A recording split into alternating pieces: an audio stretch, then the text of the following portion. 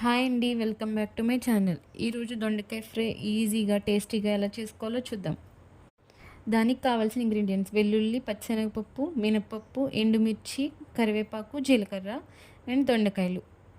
దొండకాయలు ముందుగానే చాప్ చేసి అందులో కొద్దిగా సాల్ట్ వేసి మిక్స్ చేసి పక్కన పెట్టుకున్నాం. నెక్స్ట్ స్టవ్ ఆన్ చేసి ప్యాన్ పెట్టుకుని కొద్దిగా ఆయిల్ వేసి అందులో వెల్లుల్లి, పచ్చిశనగపప్పు, మినపప్పు,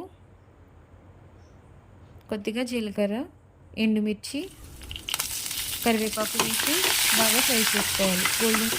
తాలింపు గోల్డెన్ బ్రౌన్ కలర్ వచ్చేంత వరకు వేయించాలి. తాలింపు వేగిపోయాక మనం ముందుగానే చాప్ చేసి పెట్టుకున్న దొండకాయలు మొత్తం ఇందులో వేసేయాలి.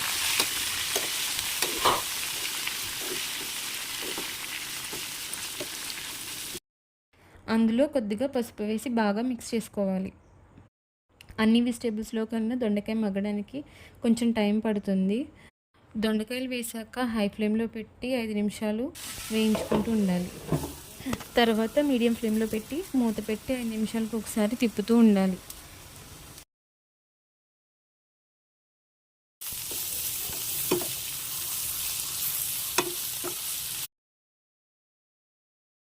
చూసారా, ఆల్మోస్ట్ మగ్గిపోయింది.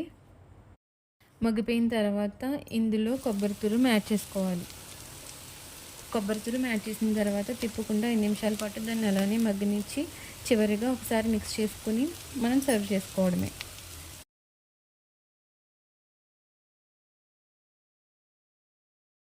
అంతే అండి, చాలా ఈజీ రెసిపీ. దొండకాయ ఫ్రై రెడీ అయిపోయింది.